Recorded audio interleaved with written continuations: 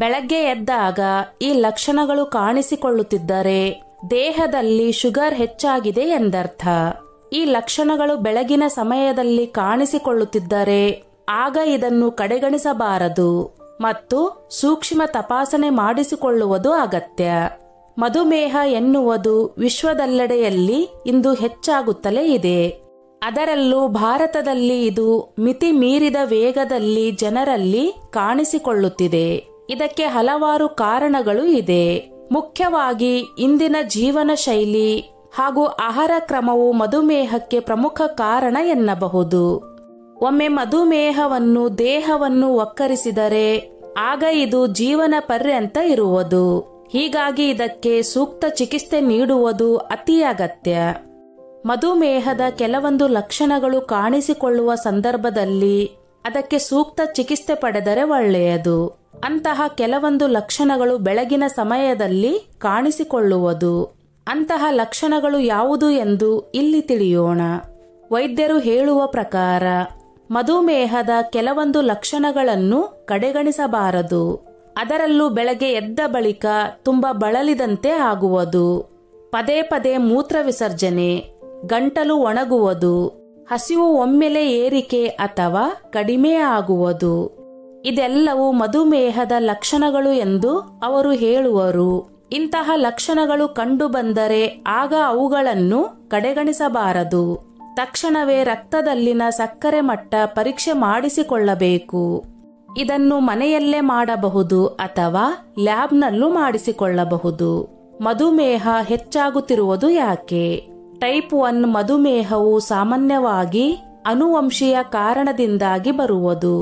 ಅದೇ ಟೈಪ್ 2 ಮಧುಮೇಹವು ಕೆಟ್ಟ ಆಹಾರ ಕ್ರಮ ಮತ್ತು ಜೀವನ ಶೈಲಿಯಿಂದ ಬರುವುದು. ಹಿಂದೆ 50ರ ಬಳಿಕ ಟೈಪ್ 2 ಮಧುಮೇಹವು ಬರುತ್ತಿತ್ತು. ಆದರೆ ಇಂದಿನ ದಿನಗಳಲ್ಲಿ 25ರಿಂದ 35ರ ಹರೆಯದವರಲ್ಲಿ ಕಂಡುಬರುವುದು. ಜೀವನ ಶೈಲಿ ಮತ್ತು ಆಹಾರ ಕ್ರಮ ಕೆಟ್ಟದಾಗಿರುವುದು ಇದಕ್ಕೆ ಮುಖ್ಯ ಕಾರಣವಾಗಿದೆ.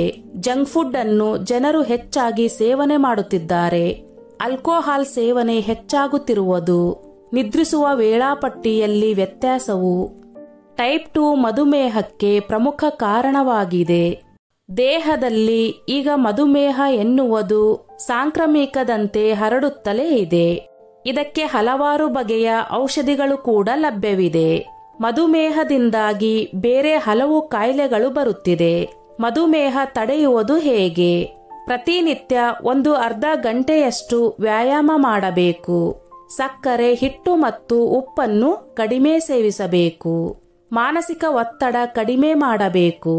ಪ್ರತಿನಿತ್ಯ ಒಂದೇ ಸಮಯಕ್ಕೆ ಮಲಗಬೇಕು ಮತ್ತು ಕನಿಷ್ಠ 8 ಗಂಟೆ ನಿದ್ರೆ ಮಾಡಬೇಕು. ಸಮತೋಲನ ಆಹಾರ ಪದ್ಧತಿ ಅನುಸರಿಸಿ. ಆಹಾರ ಪದ್ಧತಿಯಲ್ಲಿ ನಾವು ಸಮತೋಲನವನ್ನು ಕಾಪಾಡಿಕೊಳ್ಳಬೇಕು ಎಂದರೆ ನಮಗೆ ವಿವಿಧ ಬಗೆಯ ಪೌಷ್ಟಿಕ ಸತ್ವಗಳು ಇರುವ ಆಹಾರ ಪದಾರ್ಥಗಳನ್ನು ನಮ್ಮ ದೈನಂದಿನ ಆಹಾರ ಪದ್ಧತಿಯಲ್ಲಿ ಅನುಸರಿಸಬೇಕು. ಉದಾಹರಣೆಗೆ ಆಹಾರ ಪದ್ಧತಿಯಲ್ಲಿ ಕಾರ್ಬೋಹೈಡ್ರೇಟ್, ಪ್ರೋಟೀನ್, ನಾರಿನಂಶ, ವಿಟಮಿನ್ ಹಾಗೂ ಖನಿಜಾಂಶಗಳ ಅಗತ್ಯತೆ ಇದ್ದು ಬೆಳಗಿನ ಸಮಯದಲ್ಲಿ ಖಾಲಿ ಹೊಟ್ಟೆಗೆ ಇವೆಲ್ಲ ಸಿಗಬೇಕು. ಇದರಿಂದ ದೇಹದಲ್ಲಿ ಮೆಟಾಬಾಲಿಸಂ ಪ್ರಕ್ರಿಯೆ ಚೆನ್ನಾಗಿ ನಡೆಯುತ್ತದೆ ಮತ್ತು ನಮ್ಮ ದೇಹಕ್ಕೆ ಉತ್ತಮ ಪ್ರಮಾಣದಲ್ಲಿ ಶಕ್ತಿ ಸಿಕ್ಕಂತಾಗಿ ಬ್ಲಡ್ ಶುಗರ್ ಲೆವೆಲ್ ಹೆಚ್ಚಾಗದಂತೆ ನಿರ್ವಹಣೆಯಾಗುತ್ತದೆ. ಬೆಳಗಿನ ಸಮಯದಲ್ಲಿ ಸಿಹಿ ತಿಂಡಿಗಳನ್ನು ಸೇವನೆ ಮಾಡಬೇಡಿ. ಬೆಳಗಿನ ಸಮಯದಲ್ಲಿ ಟೀ, ಕಾಫಿಗೆ ಸಕ್ಕರೆ ಬೆರೆಸಿ ಕುಡಿಯುವುದು, ಸಿಹಿ ಅಂಶ ಒಳಗೊಂಡಿರುವ ಆಹಾರ ಪದಾರ್ಥಗಳನ್ನು ಸೇವನೆ ಮಾಡುವುದು ಶುಗರ್ ಇರುವವರಿಗೆ ಅಷ್ಟು ಒಳ್ಳೆಯದಲ್ಲ. ಯಾಕೆಂದ್ರೆ ಇಂತಹ ಆಹಾರ ಪಾನೀಯಗಳಿಂದಲೂ ಕೂಡ ಬ್ಲಡ್ ಶುಗರ್ ಲೆವೆಲ್ ಹೆಚ್ಚಾಗಿ ಬಿಡುತ್ತದೆ.